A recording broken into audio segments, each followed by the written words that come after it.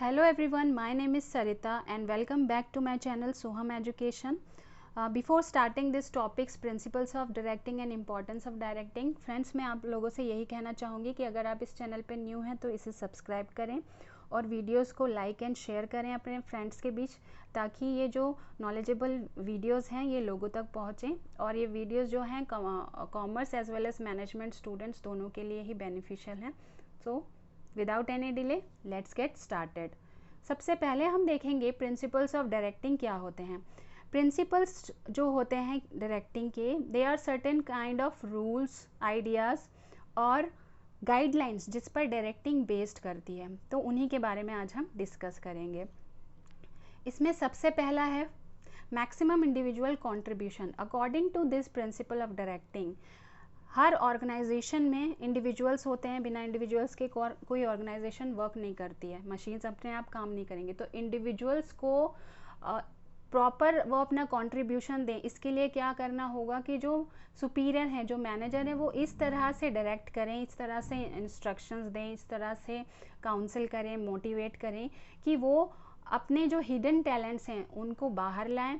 उन hidden talents को बाहर ला के ऑर्गेनाइजेशन के डेवलप में ईच एंड एवरी इंडिविजुअल अपना कंट्रीब्यूशन दे. क्योंकि ऑर्गेनाइजेशन जो है वो किसी एक के काम करने से, किसी एक के कंट्रीब्यूशन से उसके ऑर्गेनाइजेशनल गोल्स अचीव नहीं होते हैं.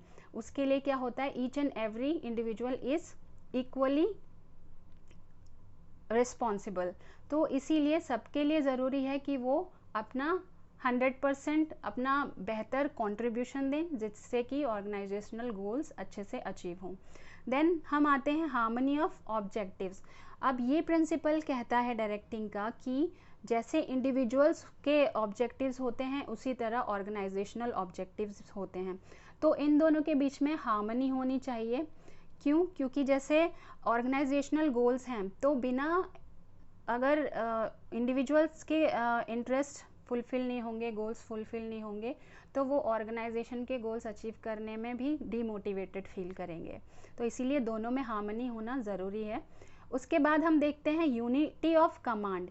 According to this principle of directing क्या होता है कि एक जो सुपीरियर होता है वो एक टाइम में एक सबऑर्डिनेट को इंस्ट्रक्शंस दे, डायरेक्ट करें, तो वो ज़्यादा बेहतर होगा. उसमें क्या होगा कि अगर मैक्सिमम लोग उसको डायरेक्ट कर रहे हैं या कमांड दे रहे हैं, एक से ज़्यादा लोग, तो उसमें he will become more confuse.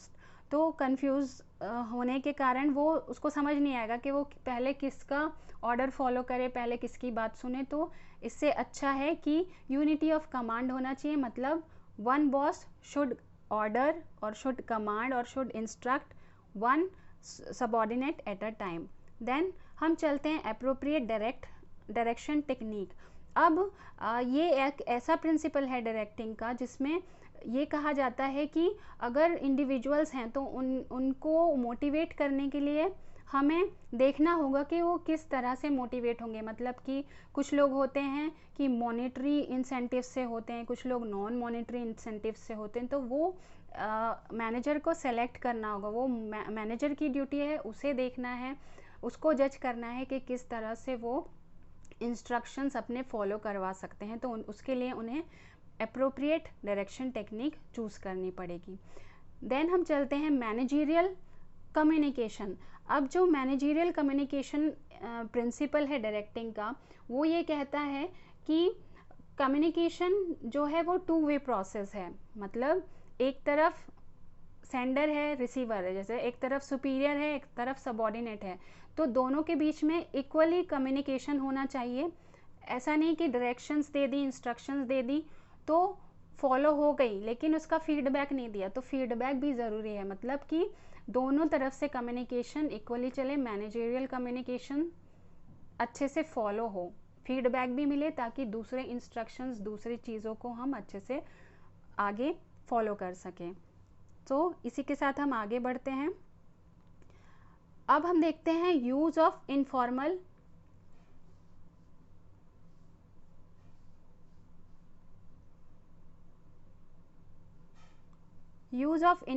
Organisation.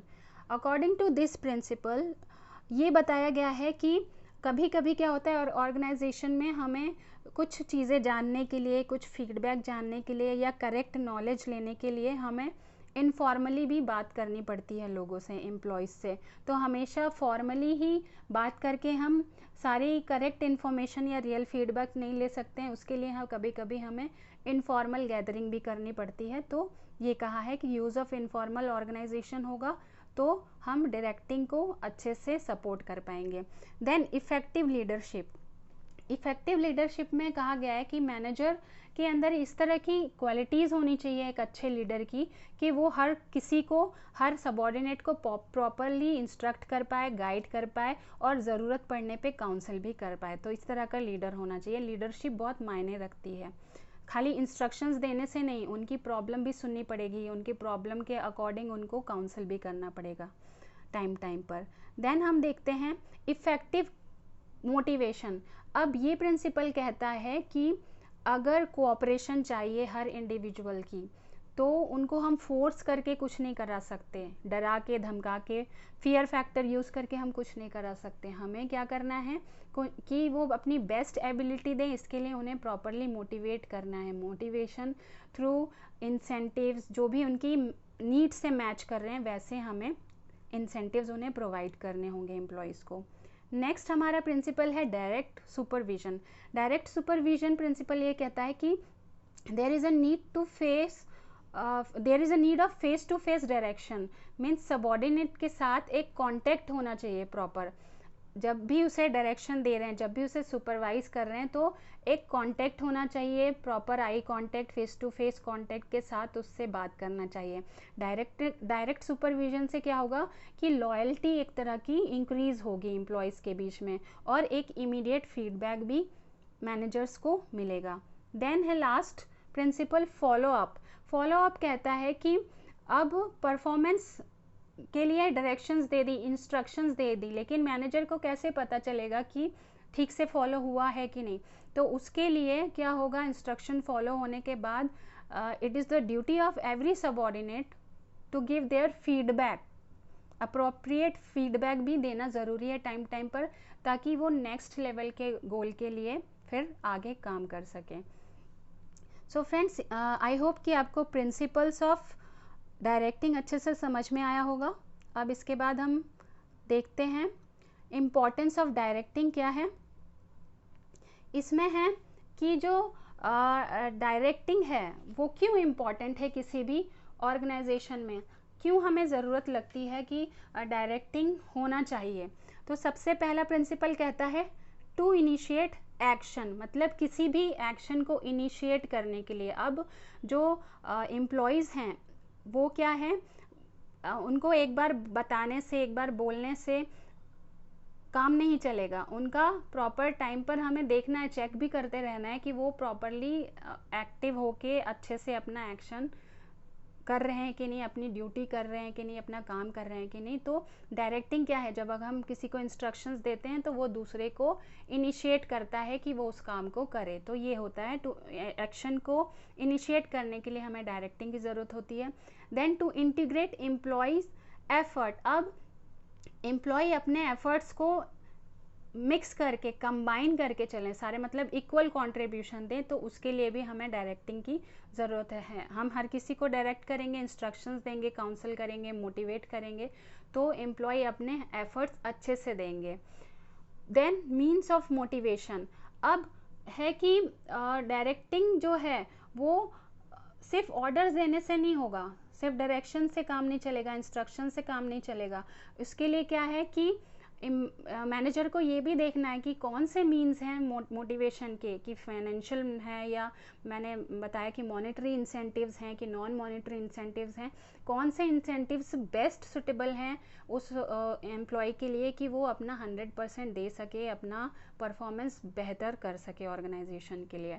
Then to facilitate change. अब किसी भी चेंज को अगर फैसिलिटेट करना है तो क्या होता है ऑर्गेनाइजेशंस में, क्या और जनरल ह्यूमन टेंडेंसी भी होती है कि हम चेंज को बहुत जल्दी एक्सेप्ट नहीं कर पाते।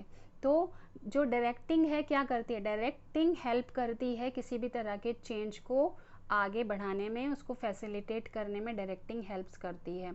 वो सुपीरियर गाइड करता है प्रॉपरली सबऑर्डिनेट्स को कि जो भी चेंजेस आए हैं, चाहे वो टेक्नोलॉजी में आए हैं या किसी भी चीज़ में ऑर्गेनाइजेशनल चेंजेस आए हैं, तो उसे वो बेहतर तरह से समझें और अच्छे से करें। तो डायरेक्टिंग इसीलिए भी इम्पॉर्टेंट है। Then it brings stability and balance in the organisation. अब क्या होगा, अगर इंस्ट्रक्शंस अच्छे से दिए जा रहे हैं, अच्छे से काउंसलिंग की जा रही है, अच्छे से मोटिवेशन किया जा रहा है लोगों का, एम्प्लॉयज़ का किसी ऑर्गेनाइजेशन में, तो क्या होगा, हर लेवल पे, जितने भी लेवल पे, ये हर लेवल पे इसकी ज़रूरत होती है। एक कॉम्प्लेक्स प्रोसेस है, हर जगह चाहिए, एक यूनिवर्सल प्रोसेस है, हमने डिस्कस किया था। तो इसमें क्या होगा, ये स्टेबिलिटी लाएगा। एम्प्लॉयज़ जो भी हैं वो काम कर रहे हैं अलग अलग लेवल पे, तो वो अलग अलग एटीट्यूड के साथ काम कर रहे हैं, तो उनके सारे सभी जो अपने अलग अलग एटीट्यूड और अलग अलग जो इंटरेस्ट के साथ काम कर रहे हैं, तो उनके बीच में बैलेंस क्रिएट करेगा। और डायरेक्टिंग फंक्शन से क्या होगा कि ऑर्गेनाइजेशन में स्टेबिलिटी होगी।